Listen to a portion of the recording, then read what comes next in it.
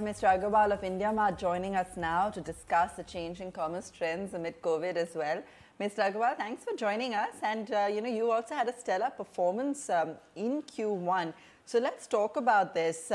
Subscribers first. Since it's your first time here with us, firstly, could you break down the unit economics for us? Help us understand that. We believe you have about 1.5 lakh users paying an annual subscription fee.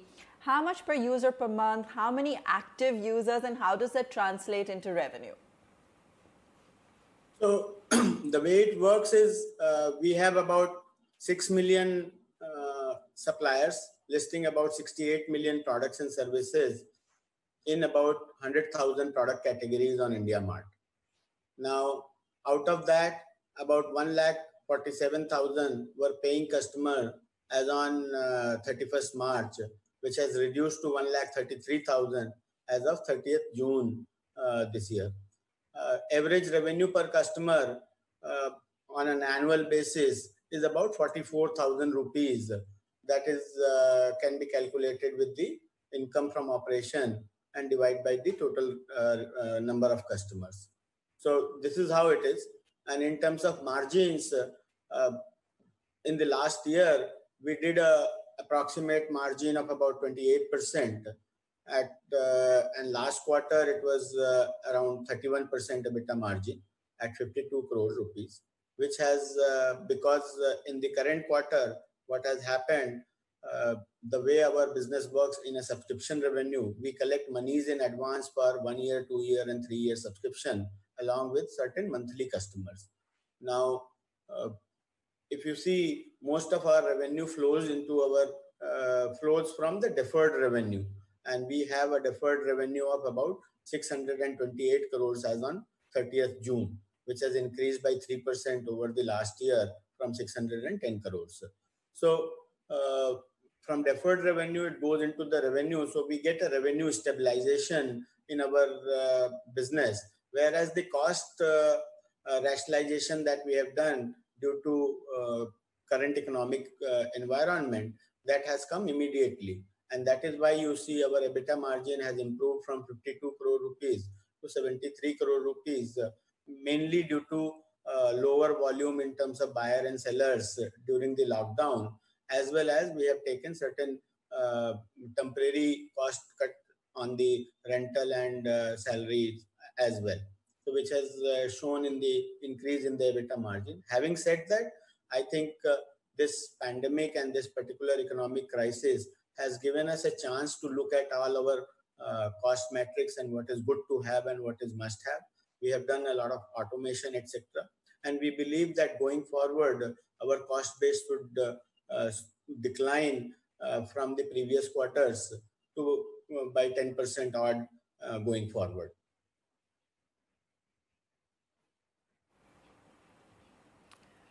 Okay, interesting. Are you also seeing a slowdown in customer addition? Are you seeing attrition or unwillingness to pay from existing customers during the pandemic? Yeah, this is a general trend that you can see.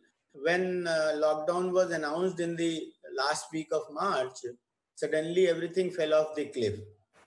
Whereas IndiaMart, and in a week times, we discovered that IndiaMart probably is the very important destination for buyers, because buyers were looking for health and hygiene and chemicals and food supplies, which were very essential to keep the healthcare system going on.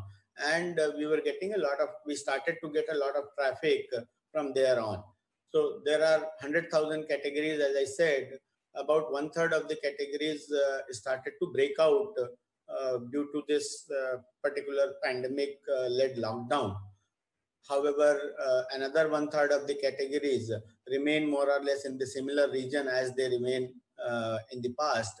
And 1/3 of the categories, you can see a definite slowdown, because certain businesses and certain industries are much more severely affected.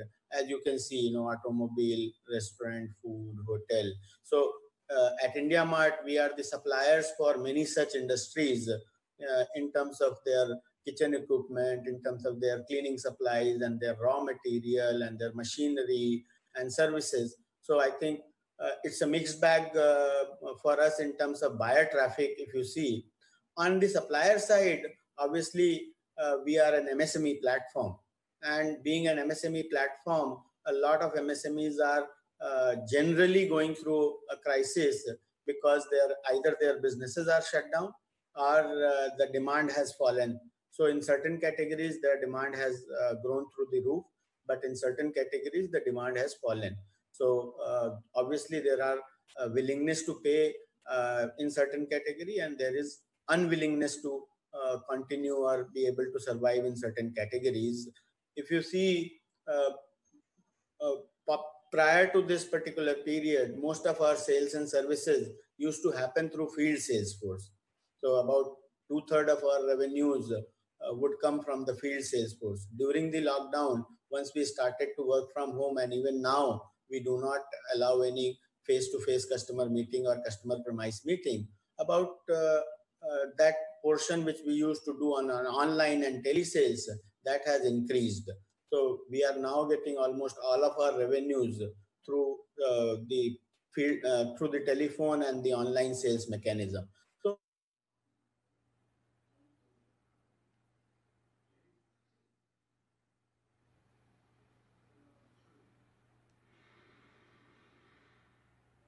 of the online businesses, IndiaMart has emerged as a destination of choice for many products which earlier people thought they could find elsewhere. When under the lockdown, they could find that IndiaMart is probably the only destination for that. So it's a mixed bag in the near term, but in the long run, I think that will definitely benefit as the customer is now willing to come online and make the payment. At the same time, the buyers are coming more frequently on IndiaMart for their choice of products. And the Make in India push that is happening because of the Prime Minister's vision, as well as the lower taxes that we did over the last year, we believe the more manufacturing would happen in the longer period of time. So that should help as well. Sure. Sure. Dinesh, you know, a few years back, you had a monopoly in the entire industry. You had no competition, but now you've got platforms like Udaan as well. So as a strategy, what are your thoughts on this, and how is it that you will differentiate from the other platforms prevalent in the market right now and try and gain more market share, eating into the pie of the competitors? So we look at it from multiple angles. First of all, every B2B and every SME platform is not the same. If you compare IndiaMart, we deal into almost all kind of categories, starting from components to raw materials to machinery to customized goods to truckload of goods, as well as high value machineries like cranes and generators and those kind of things. Secondly, the amount of data that we have collected in terms of behavioral data from the suppliers, when suppliers come and choose the RFQ on our platform, we exactly come to know which particular categories are of their preference, which particular price points are of their preference, and which particular locations are of their preference. Having said that, every competition is welcome, and from 2 points of view. One, external capital comes into the country, which helps make education for the MSMEs and make more people go online. At the same time, there could be more innovation that can happen in various companies, various separate startups, and we could learn from them, and we could implement certain things in our platform at much larger scale. So for example, we found that a lot of people who were generating leads through IndiaMart, or the buyers who were making calls through IndiaMart, and later on left to interact on their own. We created a CRM platform or a chat platform on IndiaMart itself.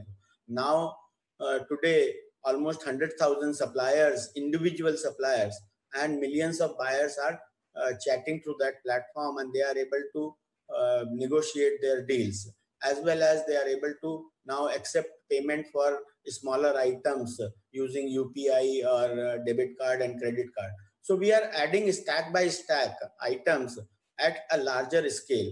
Another thing is the prices which are available across IndiaMart categories that you see.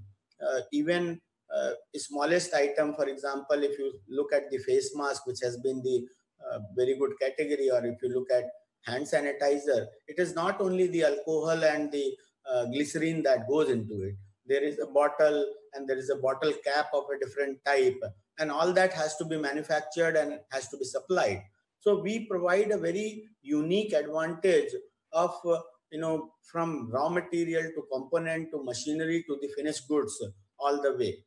Having said that, if you see most of the competition that is emerging, which is called B2B competition, they are more like a Metro Cash and Carry or Walmart Wholesale, who typically deal on the FMCG products and trying to solve a problem between manufacturer and dealer distribution. So, and those categories are not very important categories from IndiaMart perspective. Fair point. I also understand that Amazon has started something called as Amazon Business. The reason why I'm using Amazon for reference is because when Amazon gets into a market, it makes sure that others suffer. Isn't that a potential risk that Amazon suddenly decides to take the Amazon Business big? Just understand from their Amazon USA and Amazon Europe strategy, they also have an Amazon Business platform there. The local Amazon Business platform is more like Metro Cash and Carry and Walmart Wholesale, which deals into FMCG products and office supplies products, which are ready-made in goods, which can be delivered typically from half a kg to 5 kg, 10 kg packaged items, and which typically are like A4 size paper or toilet paper, which typically are dealt into a very smaller quantities. Whereas if you look at IndiaMart, we are a very different platform from that perspective. And in the category of Amazon Business now, JioMart is also coming, and Jio SME POS is also coming. So I guess that particular market is already very crowded, and we feel that there is nobody who is solving the problem of the real B2B, which is behind the scene B2B. Where when you make a shirt, you get buttons, you get thread, and you get button making machine, you get packaging, you get labels to be printed, the boxes, the crates where you are shipping. So we are very different from that perspective. If you go to IndiaMart presentation, you will find the kind of categories that we deal with and the kind of categories that other B2B business platforms deal with, which are typically in the FMCG and office supplies categories.